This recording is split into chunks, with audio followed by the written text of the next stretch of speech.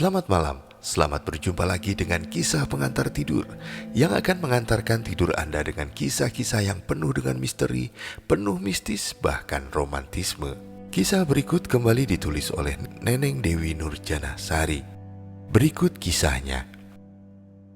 Garut di sekitar tahun 2020. Siang itu, Aryo baru saja selesai memangkas rumput yang tumbuh liar di sekeliling taman dan kebun milik Tiara yang cukup luas itu. Aryo juga berhasil menghalau seekor ular yang tiba-tiba muncul di antara rimbunnya pepohonan. Maklum, rumah majikannya itu juga termasuk sebuah rumah mewah, karena pemiliknya memang keluarga yang berada. Peluhnya bercucuran membasahi wajah dan kaos yang dikenakan, tapi tak Aryo hiraukan. Tak terasa, hari ini adalah hari ke-7 dia bekerja sebagai tukang kebun di rumah Tiara dan Doni. Itu artinya hari ini Aryo akan menerima upah. Ya, upah Aryo dibayar seminggu sekali oleh Tiara. Kata Tiara, dia tak tega bila harus membayar upah Aryo sebulan sekali. Apalagi Tiara tahu jika istri Aryo sedang hamil besar, pasti kebutuhannya kini lebih banyak. Selama bekerja di sana, Tiara juga sangat baik pada Aryo, senang memberinya cemilan dan juga minuman.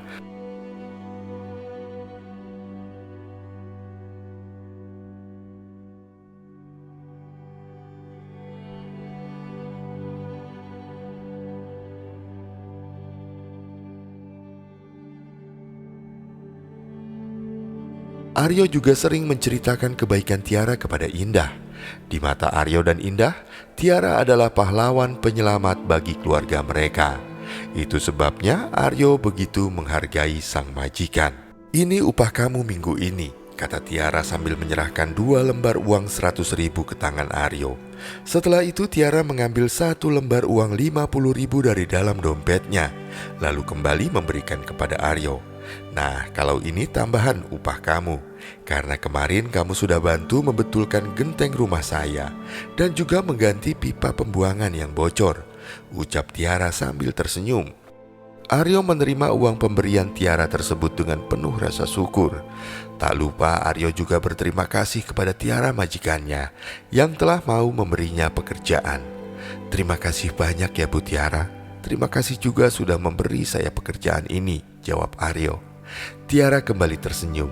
"Sama-sama Mas, semoga kamu betah ya kerja di sini meski dengan upah yang seadanya," sahutnya merendah. Padahal upah yang diberikan Tiara kepada Aryo jauh lebih besar dibanding upah tukang kebun pada umumnya di wilayah itu. Tiara dan suaminya sengaja membayar upah lebih besar karena tak tega bila harus membayar. "Iya Bu, terima kasih. Saya pamit pulang dulu ya Bu," jawab Aryo sambil menundukkan kepala, tanda hormatnya kepada Tiara yang berdiri di depannya. Aryo senang sekali akhirnya bisa membawa uang hasil kerja kerasnya, meski jumlahnya tak sebesar gaji ketika dulu dia bekerja sebagai karyawan pabrik. Meski usia Aryo lebih tua dari Tiara, tapi dia tetap memanggil Tiara sebagai ibu, sebagai bentuk rasa hormatnya pada sang majikan. Aryo juga memanggil bapak ke Doni, suami Tiara, meski tahu Tiara lebih banyak ditinggal kerja suaminya hingga berbulan-bulan. Tapi Aryo tak pernah berani macam-macam pada majikannya itu. Dia hanya menjalankan tugasnya sebagai seorang tukang kebun yang hanya mondar-mandir di sekitar kebun dan taman.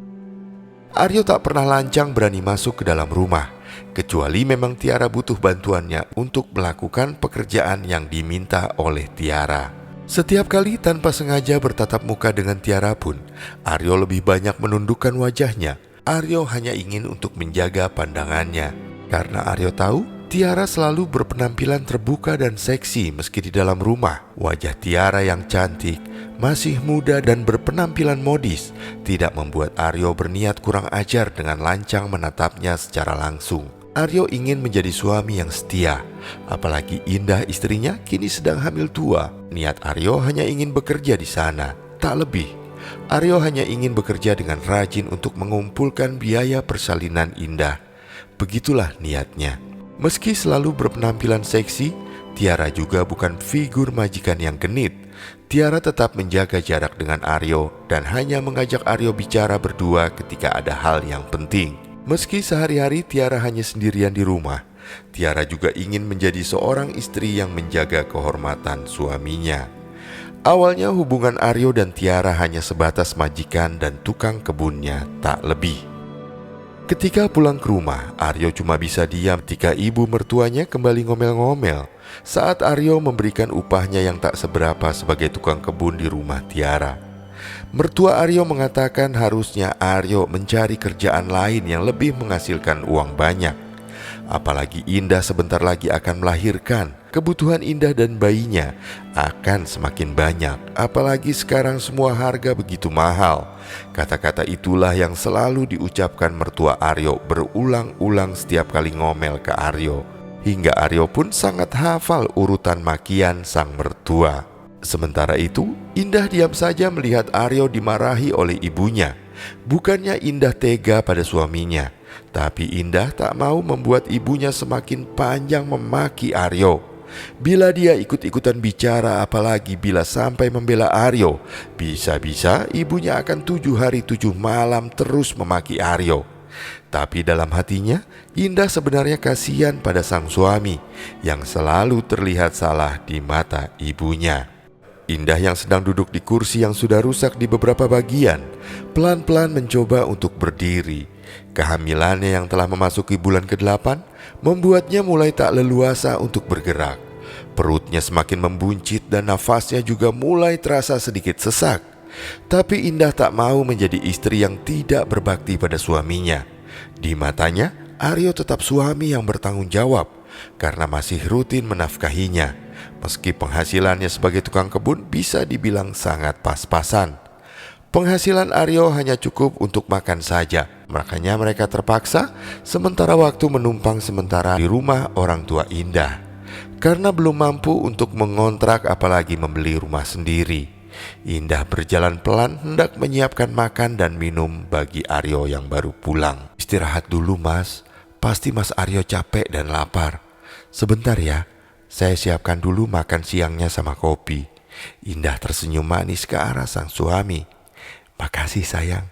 Aryo balas tersenyum ke arah Indah, lalu menjatuhkan tubuhnya ke kursi untuk mengurangi rasa penat yang Aryo rasakan setelah seharian bekerja.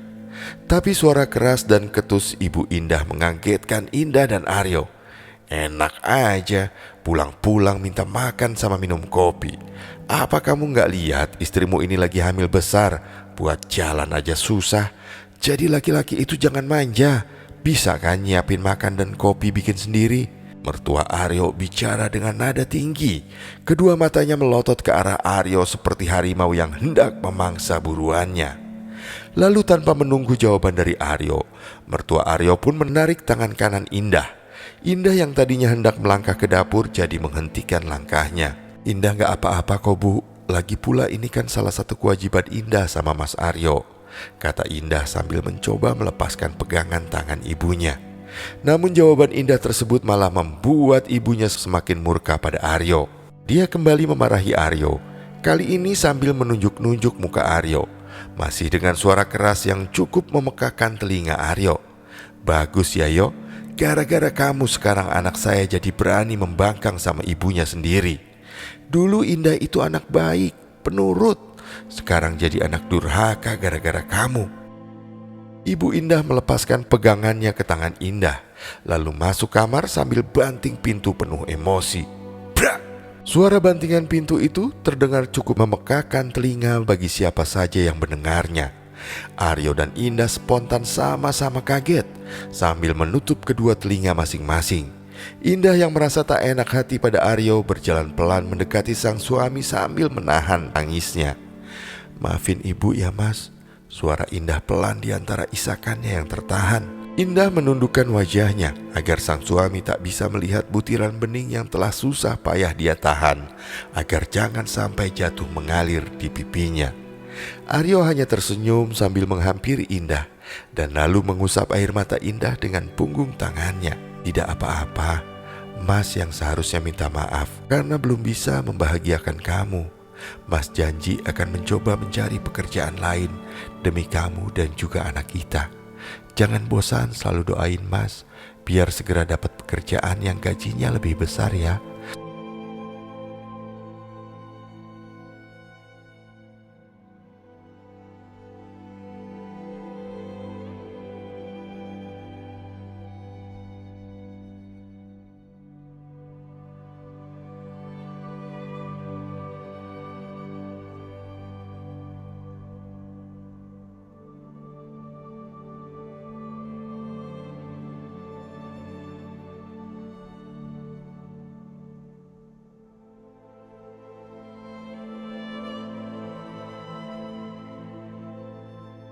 Kedua suami istri yang sedang menanti kedatangan buah hati pertamanya itu akhirnya bergulat dengan pikirannya masing-masing.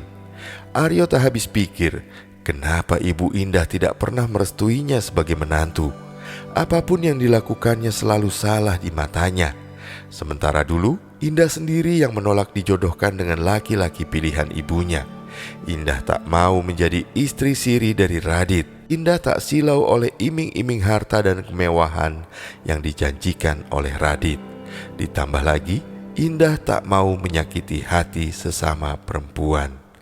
Lydia, istri pertama Radit, pasti akan terluka bila sampai tahu suaminya diam-diam menikah lagi dengan perempuan lain. Ajar dan Sipa, kedua anak Lydia, pasti akan ikut membenci dirinya. Indah akan dianggap sebagai perempuan penghancur rumah tangga kedua orang tua mereka. Belum lagi cibiran para tetangga yang nanti akan mencap Indah perempuan tak baik. Sudah pasti diterima Indah bila sampai menerima pinangan Radit. Penolakan Indah meski secara halus sebenarnya sangat mengecewakan Radit. Tapi akhirnya Radit bisa menerima keputusan Indah. Bertolak belakang dengan sikap Radit yang menghargai keputusan ibu dari Indah, justru Ibu Indah bersikap sebaliknya. Ibu Indah memang ingin sekali memiliki menantu kaya dan malah berbalik membenci Aryo. Ibu Indah menyalahkan Aryo yang membuat semua rencananya gagal total. Katanya gara-gara Aryo sang anak gagal jadi perempuan yang berbakti pada ibunya. Aryo hanya memilih diam karena dia merasa semua itu bukan sepenuhnya adalah salahnya. Namun Ibu Indah tak pernah peduli. Pokoknya apapun yang dilakukan oleh Aryo selalu salah di matanya. Setelah akhirnya Aryo menikahi Indah. Selang setahun Aryo dan Indah menikah. Setiap kali ada masalah pasti Aryo yang selalu disalahkan oleh ibu dari Indah. Ketika Aryo di awal pernikahannya malah di PHK gara-gara perusahaan tempatnya bekerja bangkrut, Ibu Indah menyindirnya sebagai laki-laki pengangguran tak tahu diri. Istri sedang hamil muda malah keenakan nganggur. Padahal Aryo sudah berusaha melamar pekerjaan kemana-mana, tapi memang belum ada lowongan yang pas untuknya. Sampai akhirnya Aryo mendapat kabar dari tetangganya bahwa Tiara dari kampung sebelah yang baru pindah dari kota membutuhkan seorang tukang kebun. Aryo minta pendapat Indah soal ini. Di luar dugaan, Indah pun mendukungnya. Selama pekerjaannya halal, coba aja Mas melamar. Ya hitung-hitung Mas mengisi waktu sambil menunggu lowongan pekerjaan yang lain, kata Indah seraya menyodorkan secangkir kopi pada suaminya. Terima kasih Indah, kamu selalu mendukung Mas. Aryo menerima cangkir berisi kopi tersebut dengan tangan kanannya, sedang tangan kirinya mengelus pipi Indah penuh dengan rasa sayang. Sama-sama Mas, ya udah cepet minum kopinya. Katanya mau melamar kerja ke kampung sebelah. Indah mengingatkan Aryo sambil tersenyum, memamerkan dua lesung pipit yang makin menambah kecantikannya. Ya, Indah bukan hanya cantik fisiknya, tapi juga cantik sikapnya. Indah selama ini dikenal ramah pada siapapun. Tak heran bila banyak laki-laki yang ingin sekali menjadikannya sebagai istri. Alangkah beruntungnya Aryo menjadi satu-satunya lelaki yang terpilih dan menjadi raja pemilik cinta dari Indah. Singkat cerita, setelah menghabiskan kopinya, Aryo pun segera berjalan menuju motor bebek kesayangannya. Aryo hendak mencoba melamar pekerjaan ke rumah Tiara, sambil menunggu tawaran pekerjaan lain yang upahnya lebih baik. Pada saat yang bersamaan, Ibu Indah baru pulang dari warung. Dari kejauhan wajah mertua Aryo sudah terpasang masam setiap kali berpapasan dengan Aryo. Namun Aryo tetap bersikap hormat padanya, sebab bagaimanapun dia adalah ibu mertuanya. Aryo mencoba tersenyum sambil menyapa ramah ketika mertuanya itu melewatinya. Baru pulang Bu. Bukannya membalas sapaan ramah sang menantu, Ibu Indah malah terus melengos masuk ke dalam rumah tanpa mempedulikan Aryo yang masih berdiri memandangi punggungnya yang kini menghilang di balik pintu. Aryo hanya mengangkat kedua bahunya dan lalu pergi dengan motor bebeknya menuju rumah Tiara. Singkat cerita, Tiara dan Doni pun menerima Aryo.